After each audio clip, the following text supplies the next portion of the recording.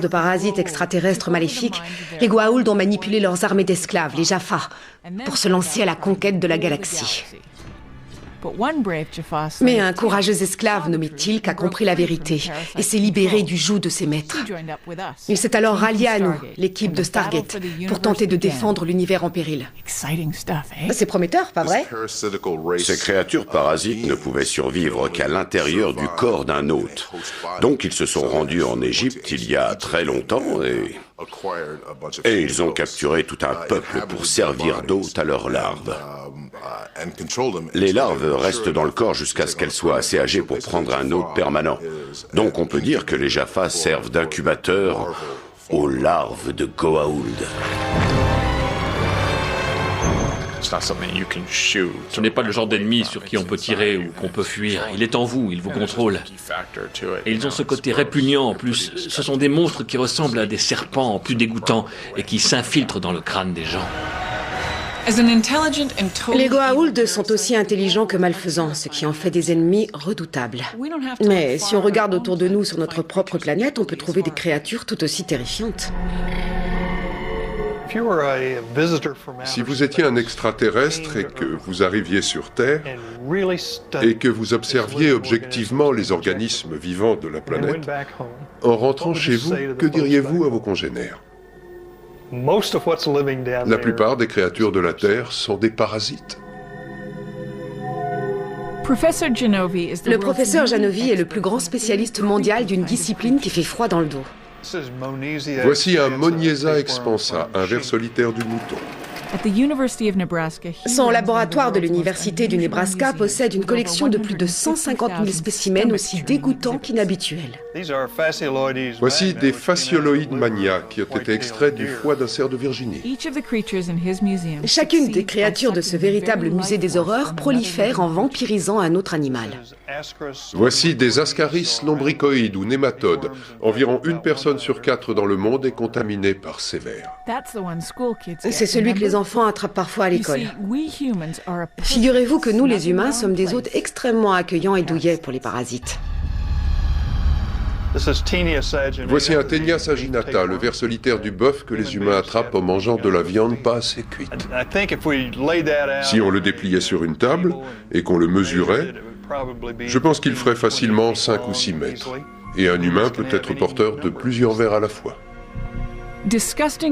Ces immondes créatures sont de véritables vampires. Ils exploitent les autres êtres vivants en se nourrissant de leur corps. Elles sont sans pitié. Elles prennent ce dont elles ont besoin, se reproduisent, puis infectent quelqu'un d'autre. Et le plus horrible là-dedans, c'est que nous, les humains, fournissons un hébergement idéal à ces monstres.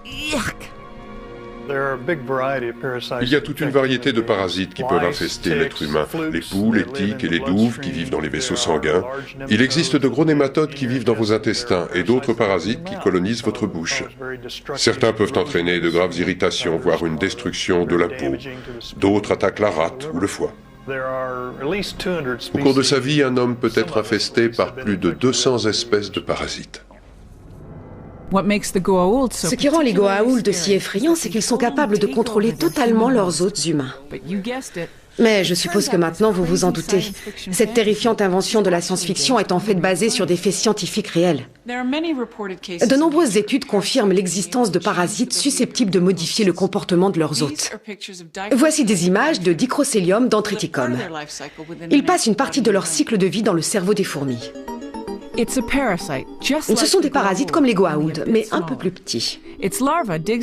Leurs larves s'infiltrent dans le cerveau des fourmis et altèrent leurs instincts naturels. Au lieu de courir au sol comme une bonne fourmi à l'abri des prédateurs, l'insecte est poussé au suicide. Il a le besoin irrépressible de grimper au sommet d'un brin d'herbe où il a de fortes chances d'être avalé par un mouton. Une fois dans le mouton, le parasite peut continuer son répugnant cycle de vie. Mais ça n'arrive pas qu'aux fourmis, oh non. Accrochez-vous bien, car des scientifiques pensent que certains parasites peuvent nous forcer, nous humains, à faire des choses que nous ne pouvons contrôler. Par exemple, le ver solitaire du porc que nous pouvons attraper en mangeant du porc mal cuit peut entraîner la formation de kystes dans différentes parties du corps, y compris le cerveau.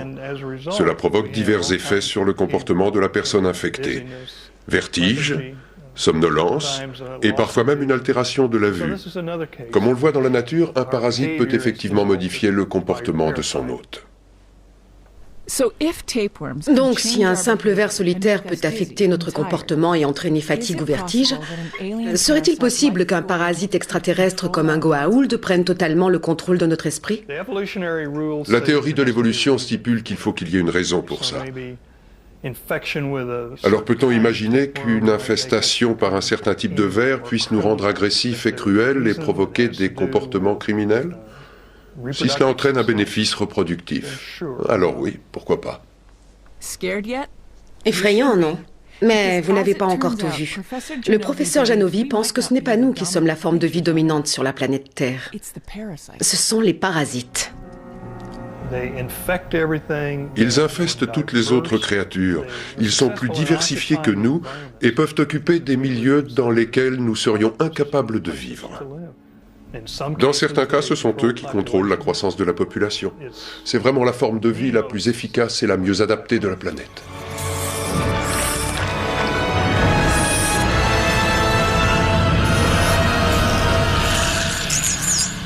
Does she please you, my love?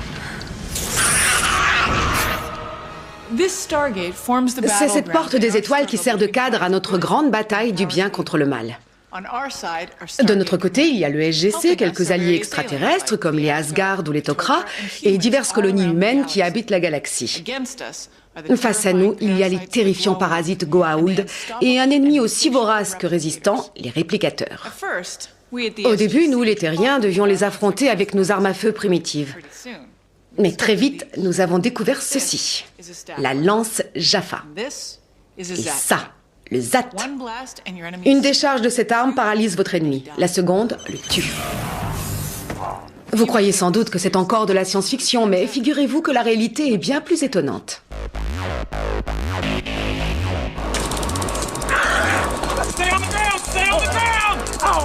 Ce que vous venez de voir, c'est un taser. Une arme de poing qui permet de maîtriser des criminels en leur infligeant une violente décharge électrique de 50 000 volts.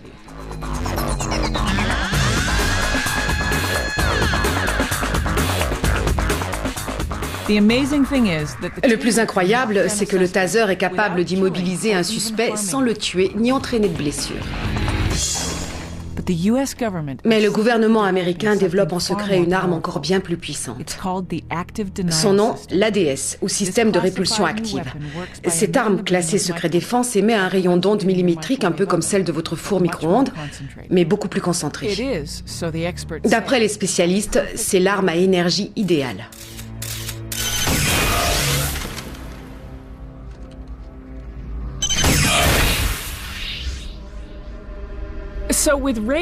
Puisque les rayons paralysants sont déjà au stade de l'expérimentation, nos rayons capables de désintégrer un ennemi sont-ils si irréalistes?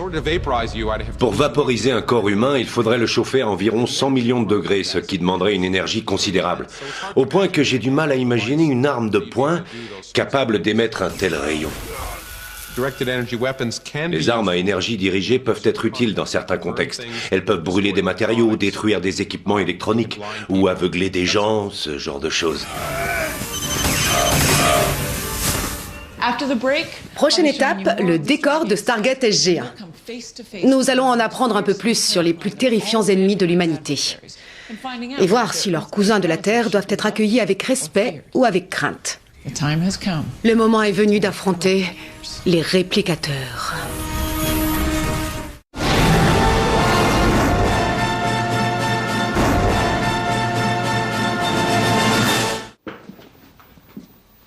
There's been a change of flight plans. Ce n'est pas pour me vanter, mais Stargate est aujourd'hui l'une des plus longues séries de SF du monde, suivie par près de 20 millions de personnes dans plus de 80 pays. Pas mal, non? Faut être sûr de bien voir Ben quand il s'arrête. C'est incroyable que la série plaise autant au public parce que les héros sont vraiment une bande d'incapables qui s'attirent toujours les pires ennuis et qui nous mettent tous en danger. Apparemment, le fait qu'ils arrivent quelquefois à s'en sortir, voire à rattraper leurs erreurs, pousse les spectateurs à continuer à les suivre. Ben, tu veux bien reprendre ta place? Donc on ne voit que lui. La série est tournée dans une dizaine de studios différents à Vancouver, au Canada. Elle emploie plus de 500 personnes entre l'équipe technique et les acteurs. Grâce à un planning d'enfer, nous parvenons à sortir un épisode par semaine. C'est un rythme très soutenu, mais ça ne nuit pas du tout à l'ambiance de tournage. Attention, 3, 2, 1, action! Ah bah les cadences infernales! Comme vous pouvez le voir, on ne se prend pas trop au sérieux chez nous. Personne n'a de mauvaise attitude. Personne ne se prend pour une star, on ne supporterait pas ça. Si quelqu'un veut faire une blague, on attend avant de tourner. C'est toujours le rire qui passe en premier. Coupé.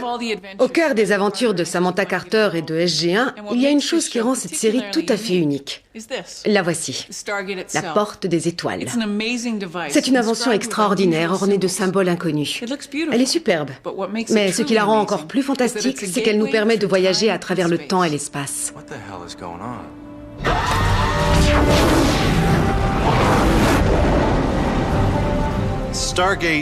Dans Stargate, on imagine qu'il existe des milliers, voire plus, d'anneaux comme celui qui se trouve derrière moi, disséminés aux quatre coins de la galaxie et qui permettent de voyager de planète en planète.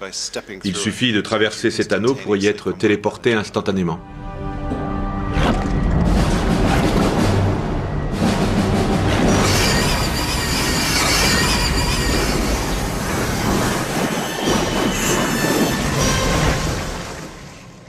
Je pense que l'une des raisons du succès et de la longévité de la série, c'est que la porte des étoiles est une idée de départ formidable pour raconter des histoires. C'est vrai que, pour nous, c'est un accessoire extraordinaire. C'est la porte d'entrée de nos aventures. À chaque épisode, on se demande où on va aller. C'est comme de grimper avec vos amis dans un wagon de montagnes russes différentes toutes les semaines.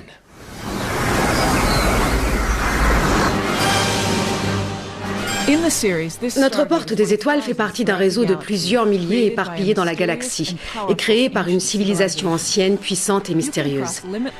Elle nous permet de traverser des distances insondables en un clin d'œil. Le voyage interplanétaire instantané. Alors, comment ça marche?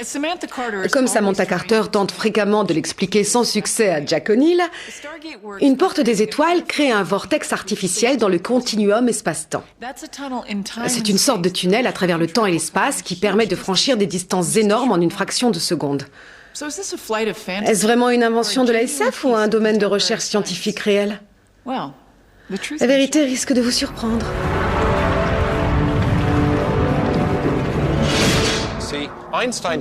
Einstein nous a démontré que la masse et l'énergie étaient capables de courber l'espace.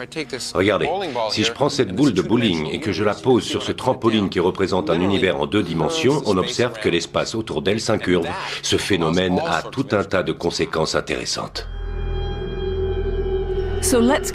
Pour parler clairement, la théorie d'Einstein nous dit que quelque chose de vraiment très gros, un corps qui aurait une très forte gravité comme une étoile ou une planète géante, pourrait courber l'espace. Et si ce corps est assez massif, la courbure peut être importante, très importante. Prenez cette perche. Imaginez que ce soit votre univers et que vous soyez une fourmi qui vit dessus. La route est longue d'un bout à l'autre, à moins que votre espace ne soit courbé. On pourrait se dire que là on est tout près et qu'on n'aurait qu'à sauter d'un bout à l'autre, mais c'est impossible car il n'y a pas d'espace entre les deux. Votre espace c'est cette perche et il faut faire tout le chemin. La seule solution serait de rapprocher suffisamment les deux bouts pour qu'ils se touchent. On modifie la topologie de l'espace et on crée un raccourci. C'est ça le trou de verre ou vortex. Donc si on était assez malin, on devrait théoriquement pouvoir courber l'espace au point de le replier complètement sur lui-même. Si vous pensez que ça ne tient pas debout, regardez un peu ça. Nous sommes au milieu d'une représentation géométrique de l'espace, avec le SGC d'un côté et de l'autre la Lune à 385 000 km de là. Ça paraît loin, hein? Mais si on recourbe l'espace au niveau du SGC et au niveau de la Lune, au bout d'un moment, les deux tunnels se rejoignent pour ne plus en former qu'un. On obtient un trou de verre par lequel la distance entre le SGC et la Lune est très courte. D'ailleurs, si on regarde dans le tunnel, on voit la Lune de l'autre côté. Juste de l'autre côté. Plutôt cool, non? Mathématiquement, ils existent, ils sont compatibles avec les lois de la physique, mais il reste quand même à les créer. Et notre technologie n'est pas assez avancée pour creuser des trous de verre. En plus, le problème des trous de verre, c'est qu'ils sont très instables, ils se referment. Si on creuse ce tunnel et qu'on le laisse comme ça, il va s'effondrer sur lui-même. Les champs gravitationnels de part et d'autre du trou de verre seraient si intenses que chaque extrémité du tunnel s'effondrerait en un trou noir dont rien ne peut s'échapper. Mais en admettant que des scientifiques parviennent à consolider ce trou de verre, le voyage serait fortement déconseillé aux âmes sensibles. Ce serait terrifiant de traverser ce tunnel, car à l'intérieur, le temps et l'espace seraient complètement repliés et tordus et le champ gravitationnel serait titanesque. Au moindre faux pas, on serait déchiqueté. Les scientifiques pensent qu'un trou de verre ressemblerait sans doute à une espèce de boule de cristal flottant dans l'air. En regardant à travers, on apercevrait un reflet de ce qui se trouve à l'autre bout. Et c'est à peu près l'apparence que les producteurs de Stargate ont donnée au vortex de notre porte. Ce serait un peu comme un miroir. En regardant dedans, on voit un autre monde. Et si on fait le tour, il n'y a rien derrière le miroir. Mais si on traverse le miroir, comme Alice, on se retrouve de l'autre côté.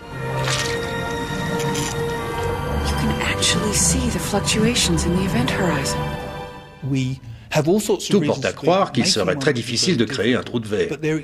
Mais leur existence est compatible avec les lois de la physique. La porte des étoiles nous a donné accès à tout un monde d'aventures, au fil desquelles SG-1 a parfois sauvé la galaxie. Mais elle nous a aussi amenés à rencontrer des ennemis terrifiants et très étranges. Voici mon laboratoire. C'est ici que j'ai découvert que ces petits éléments de technologie extraterrestre constituaient la plus redoutable menace que l'humanité ait jamais affrontée.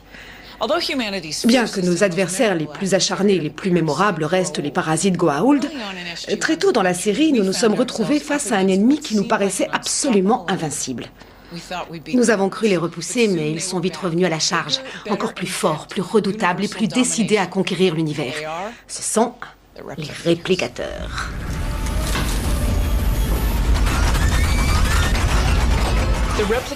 Il est pratiquement impossible d'arrêter les réplicateurs.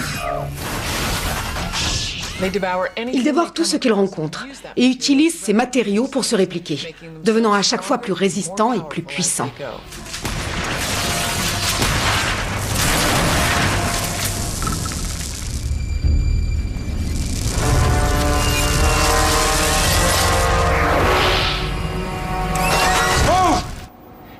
Ils sont capables de prendre des formes diverses. Des arachnides, des vaisseaux spatiaux et même des êtres humains. Dans la saison 8, ils ont même fabriqué une réplique de mon personnage. Ce qui est terrifiant, c'est qu'ils communiquent entre eux et qu'ils partagent une sorte de conscience commune. Ils sont nés d'une envie de créer un nouvel ennemi pour changer des Goa'uld. Mais eux, ce sont de véritables machines à tuer, comme les requins. On ne peut pas raisonner avec eux. C'est ça qui les rend si redoutables.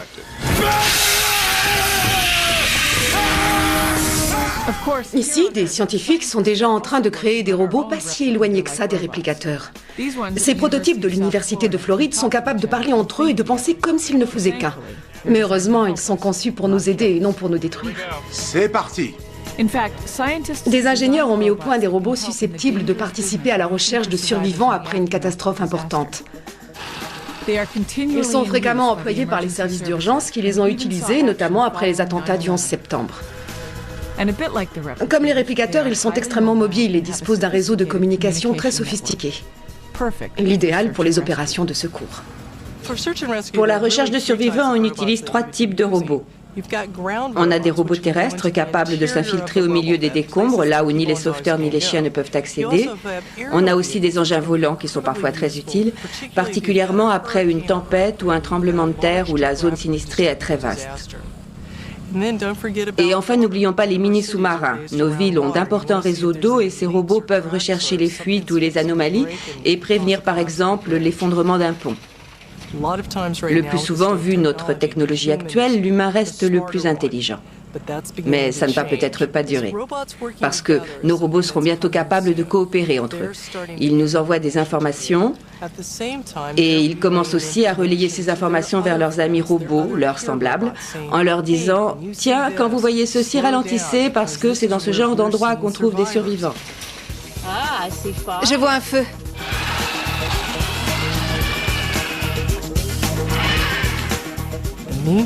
Il pourrait relayer ces données à des engins volants. Ceux-ci pourraient être assez sophistiqués pour se dire « Tiens, il se passe ça, j'appelle mon autre ami robot au sol, il ne fait pas grand-chose là où il est, autant qu'il vienne travailler ici. » Imaginez qu'on ait tout un réseau où la bonne information arrive à la bonne personne, ou plutôt au bon robot, au bon moment.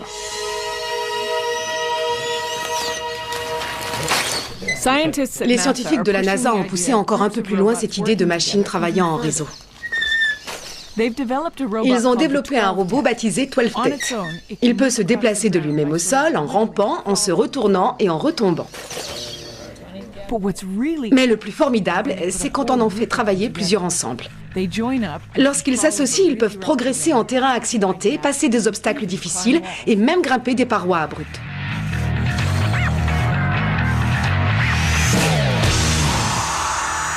Ils pensent comme s'ils ne faisaient qu'un. Chacun des robots est autonome, mais leur action globale est celle d'un organisme unique.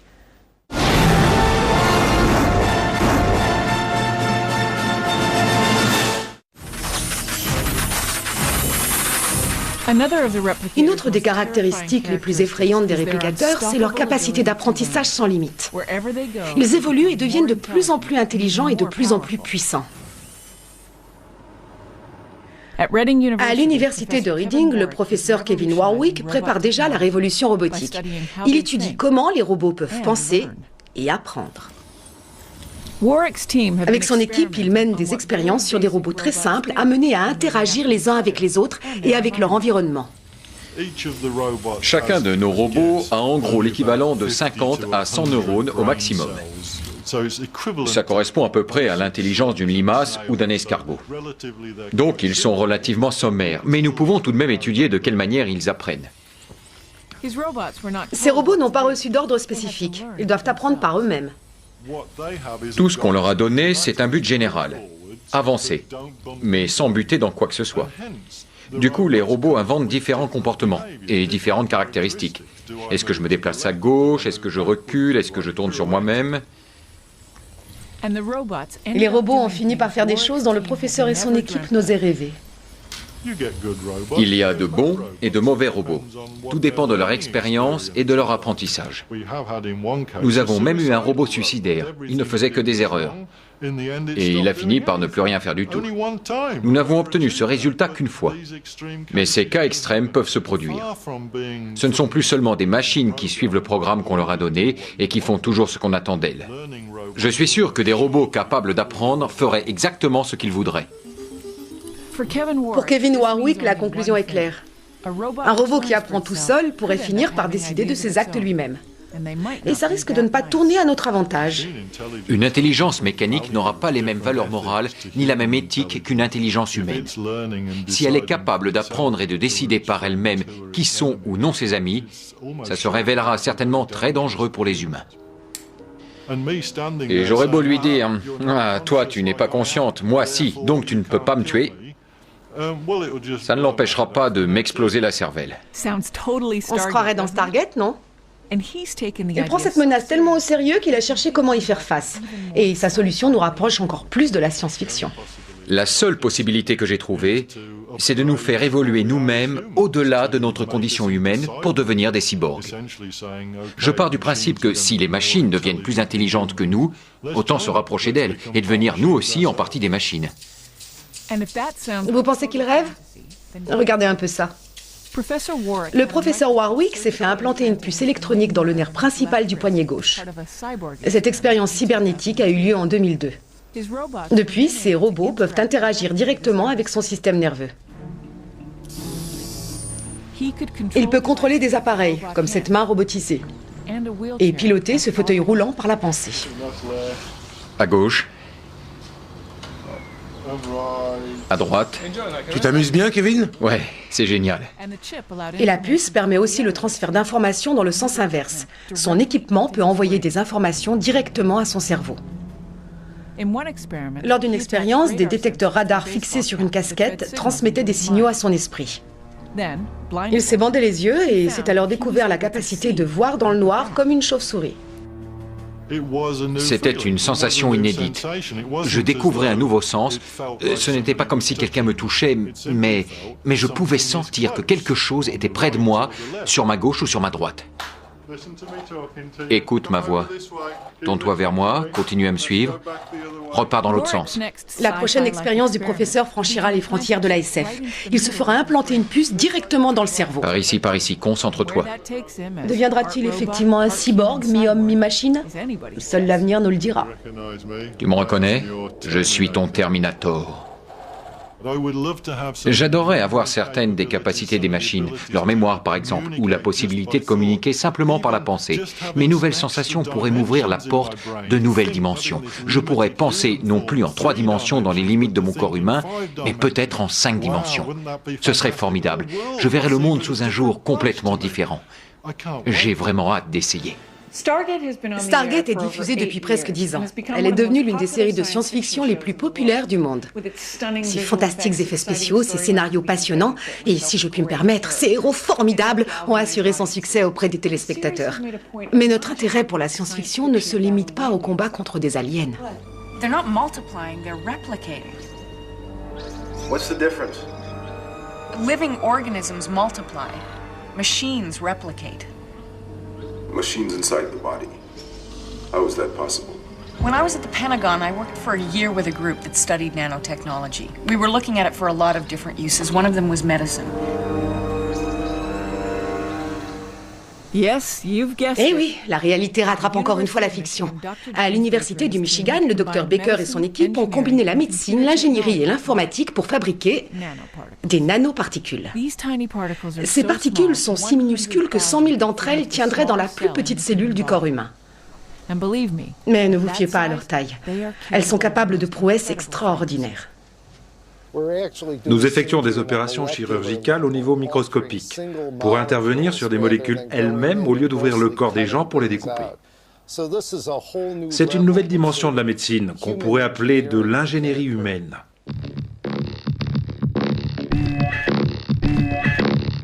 Ces particules sont conçues si précisément qu'une fois dans le corps, elles peuvent agir comme de mini-robots médecins.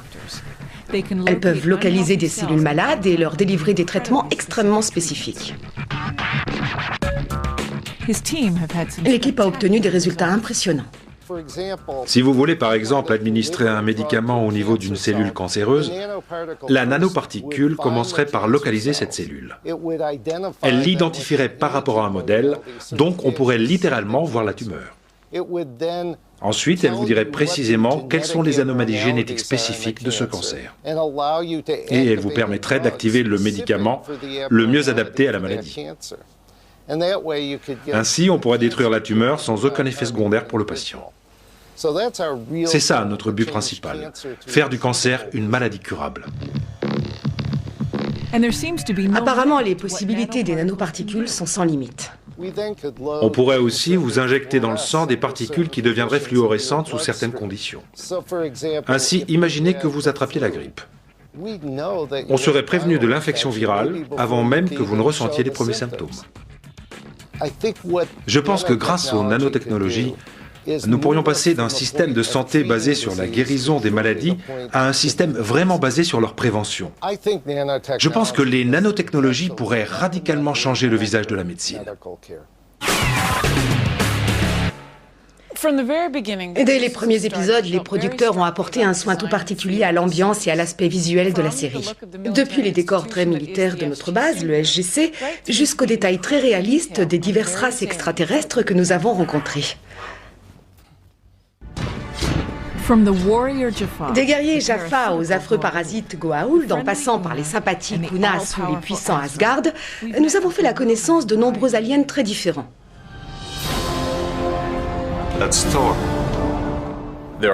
Quand on veut représenter des extraterrestres, on a plein de possibilités. On a une équipe d'artistes et de designers très talentueux qui travaillent sur la série. Il nous suffit d'aller les voir et de leur demander de nous dessiner différentes propositions. Et une fois qu'ils ont créé quelque chose qui nous plaît, il n'y a plus qu'à réfléchir et essayer de voir ce qu'on peut faire de mieux avec notre budget. Mais si on veut un personnage qui soit marrant et qui puisse interagir régulièrement avec les autres, alors il vaut toujours mieux utiliser un acteur. C'est le meilleur moyen de donner une vraie personnalité à votre extraterrestre. Allez, on recommence. Pour certains des acteurs, jouer un extraterrestre s'est révélé très naturel. J'ai toujours été un peu différent des autres à toutes les périodes de ma vie. Alors ça me va très bien. Je crois que je suis né pour jouer un extraterrestre. Je trouve que la meilleure manière d'interpréter Teal'c consiste à n'avoir qu'une idée très générale de l'intrigue des épisodes. Je ne m'intéresse jamais vraiment à ce que les autres racontent. Je garde toujours un point de vue un peu distant sur ce qui se passe. Et pour garder cette distance, je ne lis pas les scripts. Je ne lis pas les dialogues, même pas les miens.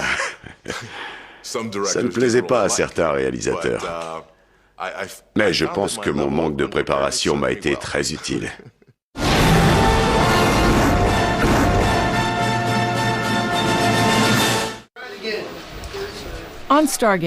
Pour les extraterrestres de Stargate, nous nous inspirons de la nature et de nos pires cauchemars.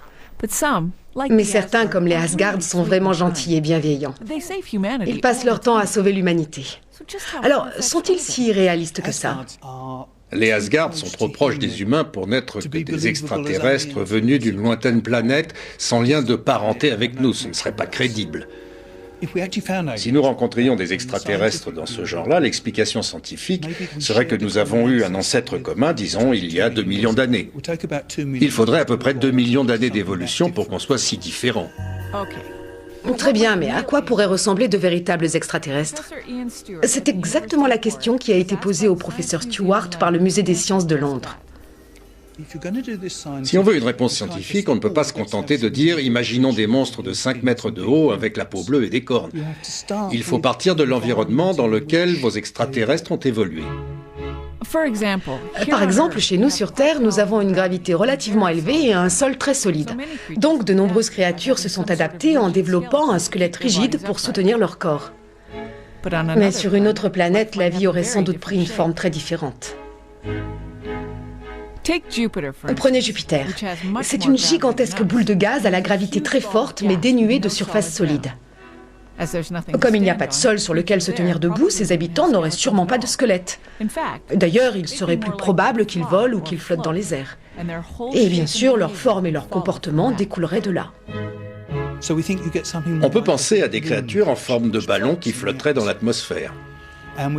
Nous avons imaginé plusieurs créatures différentes que nous avons baptisées les frisbees, les flash, les delphines et les darts.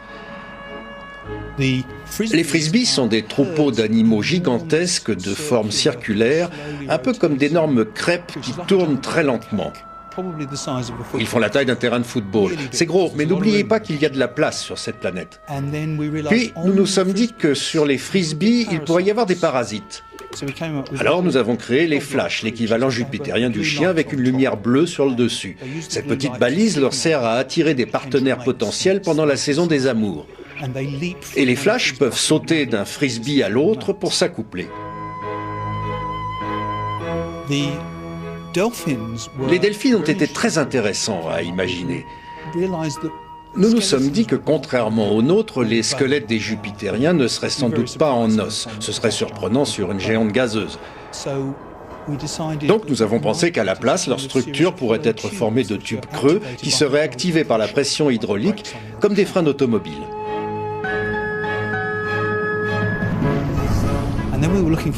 Puis nous avons voulu inventer des prédateurs plus rapides. Ce sont les darts qui vivent dans les couches inférieures de l'atmosphère. Ils ont 4 espèces de nageoires montées à angle droit, comme l'empennage d'une fléchette, dont ils ont aussi l'extrémité pointue. Les darts chassent en meute, ils grimpent en haute atmosphère et ils attaquent les frisbees. L'univers compte des milliards de planètes et de mondes différents. Alors qui sait quelle forme bizarre pourraient avoir les extraterrestres? Ils seront sûrement bien plus étranges que les Goa'uld ou les Asgard. En tout cas, pour de nombreux scientifiques, une seule chose ne fait aucun doute. C'est leur existence. L'univers est si vaste, il compte tellement d'étoiles et de planètes que je serais extrêmement surpris qu'il n'existe pas d'extraterrestres intelligents. Ça n'aurait aucun sens que nous soyons seuls dans l'univers. Il est déjà déconcertant d'envisager l'existence d'une vie extraterrestre, mais imaginer que nous puissions deviner quelle serait la forme ou le comportement de ces aliens, c'est s'aventurer au-delà des limites conventionnelles de la science. Néanmoins, notre dernier sujet est encore plus explosif. Est-il totalement fou d'envisager de voyager non plus seulement dans l'espace, mais aussi dans le temps ?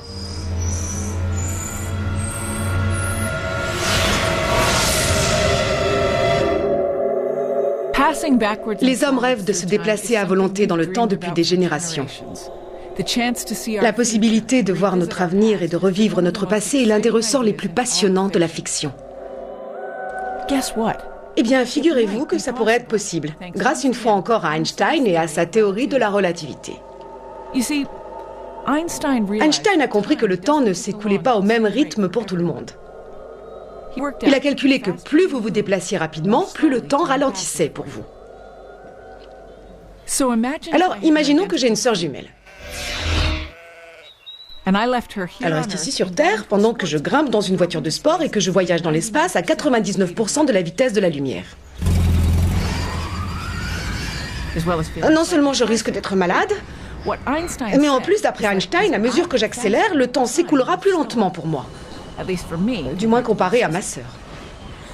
Donc, quand je rentrerai de mon petit voyage, j'aurais vieilli normalement, mais pour ma sœur, des dizaines d'années auraient passé. J'aurais donc effectué un saut vers l'avenir. Et le plus extraordinaire, c'est qu'une expérience a démontré cette théorie. L'une des premières expériences a été réalisée peu après la mise au point des horloges atomiques, capables de mesurer le temps avec une précision de l'ordre d'un millionième de seconde. 2 horloges atomiques ont été précisément synchronisées et l'une d'elles a été embarquée dans un avion qui a fait le tour du monde. À son retour, on a remarqué qu'elle s'était décalée d'environ un quart de millionième de seconde. C'est exactement ce que la théorie d'Einstein avait prévu. Mais le plus passionnant en termes de voyage temporel serait de pouvoir retourner dans le passé. C'est ça qui intéresse les gens, parce qu'on aimerait tous remonter le temps. Pour effacer nos erreurs de jeunesse ou les revivre, ça dépend de notre humeur. Et, oh surprise, la science nous apprend que ce n'est peut-être pas non plus si réaliste. Les physiciens ont réussi à imaginer plusieurs sortes de machines à remonter le temps potentiel qui, d'après les lois de la physique, pourraient nous permettre de retourner dans le passé. Par exemple, en faisant tourner tout l'univers, en enroulant l'univers pour former un cylindre, un trou noir en rotation pourrait être une machine à remonter le temps. Avec une forme de beignet. Et attiré vers le trou noir. Si le trou noir vibrait de plus en plus vite, un gigantesque cylindre de matière qui tourne sur lui-même. Un trou noir en rotation. Une machine à remonter le temps quantique. Un grand nombre de phénomènes pourraient servir de machine à remonter le temps. Ce serait passionnant de voyager dans le temps, mais ça poserait un certain nombre de problèmes. D'ailleurs, nous en avons abordé certains dans Stargate. Que se passerait-il si je remontais le temps et que je me tirais une décharge de ZAT? Si je suis morte, qui a remonté le temps pour me tuer? C'est un paradoxe temporel insoluble. C'est sur ce genre de contradiction qu'était basée toute la fin de la saison 8. We saw the tablet. What tablet? Oh, the one you haven't written yet. And put where the Stargate was supposed to be buried. Supposed to be. Confused? Vous trouvez ça compliqué? Nous aussi. Les paradoxes comme celui-là ont convaincu une grande partie des scientifiques de l'impossibilité des voyages dans le passé. Mais ces contradictions pourraient trouver une solution dans la plus étrange des disciplines scientifiques. Bienvenue dans la mécanique quantique, le monde insolite des particules atomiques. Il va nous donner une réponse encore plus étrange au paradoxe temporel. La mécanique quantique est le plus insolite des domaines de la physique. Par exemple, au niveau atomique, des particules comme les électrons font plusieurs choses à la fois. Pour aller d'un point à un autre, contrairement à une balle de baseball, un électron n'aura pas une trajectoire bien définie. En réalité, quand il va d'un endroit à un autre, un électron prend plusieurs chemins à la fois. Ça a l'air complètement fou, mais c'est vrai et on peut le vérifier par les expériences. Pour l'expliquer, on utilise ce qu'on appelle l'interprétation multimonde. On pose comme hypothèse l'existence de plusieurs réalités différentes, qui coexistent au même instant T, et à chaque fois qu'on fait une observation, on se fixe sur une version de la réalité, sur une branche de la fonction quantique. Donc ça veut dire que lorsqu'on remonte le temps, On saute sur une branche différente et ce n'est pas grave si on change l'avenir parce que cette branche aurait de toute façon eu un avenir différent. Basically, scientists have theorized that there are an infinite number of dimensions, each containing a different possible version of reality. Well, it sounds like I theoretically, possibly, actually found one. Nous avons abordé ce sujet dans plusieurs épisodes de Stargate où des versions alternatives de Samantha Carter et de SG-1 étaient des personnages à part entière. C'est rare d'avoir plusieurs rôles dans la même série. Apparemment, ça résoudrait le paradoxe des voyages dans le passé. Donc, si je remontais le temps et que je me tirais dessus, tout ce que cela ferait, c'est que la version de moi de cet univers serait projetée dans un monde parallèle où l'autre moi aurait été tué. Adieu le paradoxe. Une fois encore, la science moderne se révèle au moins aussi insolite et étrange que les rêves les plus fous de la science-fiction.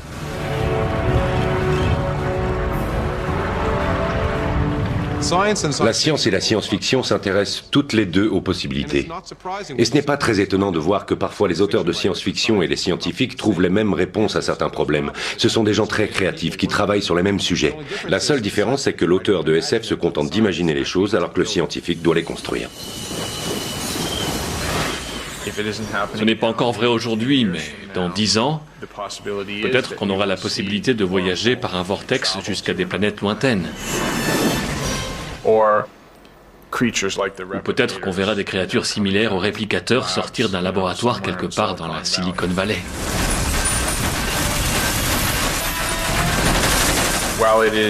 Ça reste du domaine du rêve, on se sert de la science pour raconter des histoires. Mais ce côté scientifique plaît beaucoup à une partie des spectateurs, pour qui nous sommes toujours à la frontière du possible.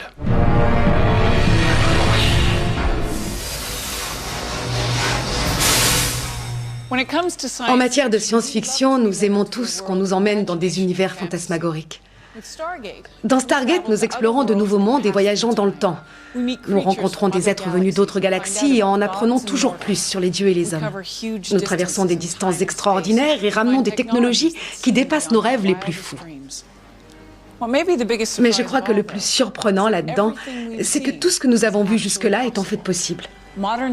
La science moderne constitue le plus incroyable et le plus fascinant voyage dans le monde de l'imagination.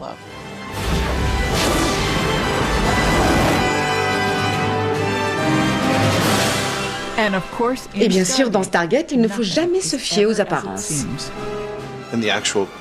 Dans le véritable complexe de Cheyenne Mountain, il y a une porte. Elle a plusieurs grosses serrures et une petite fenêtre condamnée. Et au-dessus, il y a marqué Stargate Command. Et c'est un placard à balai. Je vous assure, un placard à balai.